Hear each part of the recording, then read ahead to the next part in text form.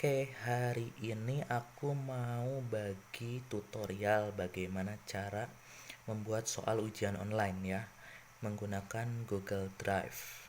Oke, sebelum melanjutkan videonya silakan klik subscribe. Kalau suka dengan video ini silakan di like, di share, terus komen di bawah ya kalau misalkan ada kritik dan saran. Oke. Oke, langkah pertama kita masuk dulu ke Google Chrome ya. Atau misalkan ke browser yang lain, Mozilla juga boleh, tapi saya menggunakan Google Chrome. Di sini kita ketik aja drive.google.com. Oke. Selanjutnya klik Google Drive. Nah, di sini tampilannya seperti ini karena saya memang sudah masuk ke Gmail. Nah, kalau teman-teman belum masuk ke Gmail, silahkan nanti akan muncul tombol login-nya di sini.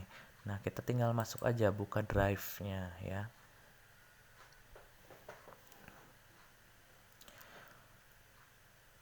Nah, ini tampilan awal masuk ke Drive, ke Google Drive, oke. Nah, di sini ada klik baru ya.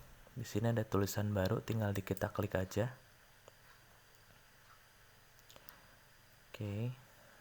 Kita tunggu. Nah, paling bawah ada tulisan lainnya. Tinggal diklik lalu kita klik Google Formulir. Kita akan diarahkan ke Google formulirnya ya. Tampilannya akan muncul seperti ini. Nah, ini tampilan awal di Google Formulir. Formulir tanpa judul. Nah, di sini yang kita akan input judulnya dulu. Ya, nanti di sini akan input judulnya dulu. Tapi sebelumnya kita setting dulu karena kita akan membuat soal online atau ujian online itu adalah masuknya ke dalam kuis. Maka kita klik setelan di sini ya, tinggal kita klik. Oke. Nah, umum. Ini batasi ke satu tanggapan. Artinya apa? Artinya satu orang anak yang menggunakan satu akun itu hanya bisa mengerjakan di sini. Mengerjakan satu kali aja. Presentasinya acak urutan pertanyaan. Nah, jadi nanti pertanyaan tiap anak akan berbeda-beda meskipun dikerjakan pada waktu yang sama. Oke, untuk kuis di sini kita jadikan ini sebagai kuis. Lalu paling bawah, nah di sini ada responnya. Ketika siswa sudah selesai mengerjakan, nah respon apa sih yang akan ditunjukkan di soal online ini? Pertanyaan tak terjawab akan ditampilkan, ini nggak usah ya. Jawaban yang benar nggak usah, kita cukup tampilkan saja nilai poinnya aja. Setelah itu kita simpan. Oke. Nah, baru kita tambahkan judulnya di sini. Misalkan kita akan membuat soal ulangan harian. Misalkan bahasa Indonesia ya. Bahasa Indonesia. Oke. Deskripsi formulirnya kita kasih aja pertemuan 1 misalkan karena ini adalah pertemuan pertama. Oke, ini udah muncul untuk judulnya. Lalu di sini tambahkan pertanyaan. Ini pertanyaan ini, bagian ini kita akan menginput ya, yang akan menginput informasi atau data siswa dulu. Sebelum mengerjakan apa aja? Misalkan yang pertama adalah nama. Namanya biarkan samping sebelah sini jawabannya singkat. Ini wajib diisi. Klik wajib diisi. Lalu tambahkan pertanyaan di sini. Ada tanda plus. Kan muncul. Pertanyaan kedua misalkan kelas. Oke. Untuk kelas, ini kita bisa tambahkan opsi. Ya, jawaban singkatnya kita ganti dengan drop down atau tarik turun ya. Nah, di sini opsi pertama apa? Misalkan kelasnya kelas 10.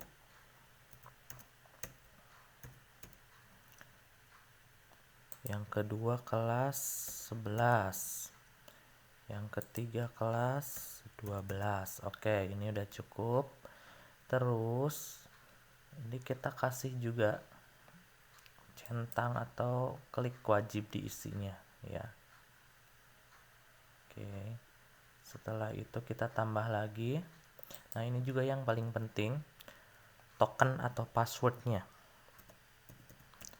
Tokennya ini adalah kode akses yang akan digunakan oleh siswa untuk masuk ke aplikasi ini, aplikasi ujian online-nya.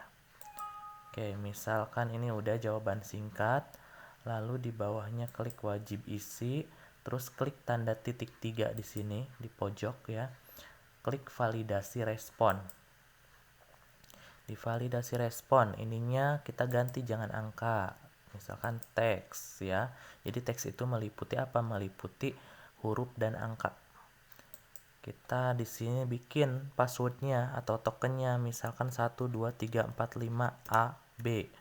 Ingat ya, penggunaan huruf kapital di sini ya, AB. Lalu respon kesalahannya apa? Kalau misalkan siswa menginput tokennya salah, kodenya salah, atau passwordnya salah, ini nanti kita ada responnya. Misalkan, mohon maaf, kode tidak valid. Oke, tidak valid ya. Nanti nih kalau misalkan siswa input ini, maka akan input ininya salah, maka akan muncul ini responnya, wajib isi. Oke, udah cukup ya. 3 ini dari nama, kelas, dan token ini sudah cukup mewakili untuk informasi data siswanya. Nah, selanjutnya apa? Selanjutnya kita klik yang tanda sama dengan di paling bawah nih, tambahkan bagian. Nah, berarti bagian pertama ini sudah selesai dan bagian kedua. Nah, kenapa harus dibikin seperti ini? Kalau misalkan siswa tidak menginput nama, kelas, atau token, atau misalkan ada salah satu yang atau di tokennya salah ya, misalkan tokennya salah, maka siswa tidak akan masuk ke bagian kedua ya. Jadi siswa tidak bisa mengerjakan soalnya di bagian kedua. Gitu ya. Oke, di bagian kedua, bagian judulnya kita tulis aja karena kita akan membuat soal pilihan ganda. Misalkan kita tulis aja, pilihlah jawaban yang tepat. Oke, deskripsinya kosongin aja, kita tambah pertanyaannya. Baik.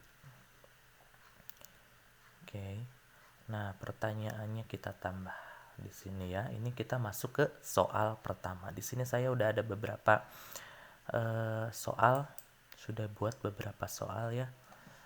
Nah, misalkan di sini, nah kita blok aja, soalnya blok aja.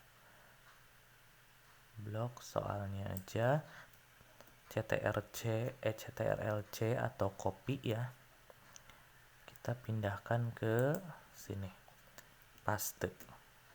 Oke, soalnya sudah muncul. Opsi pertamanya, kita lihat di sini saya juga udah bikin pilihannya dari menyunting, menimbang, membahas, mengkritik, mengungkapkan kembali.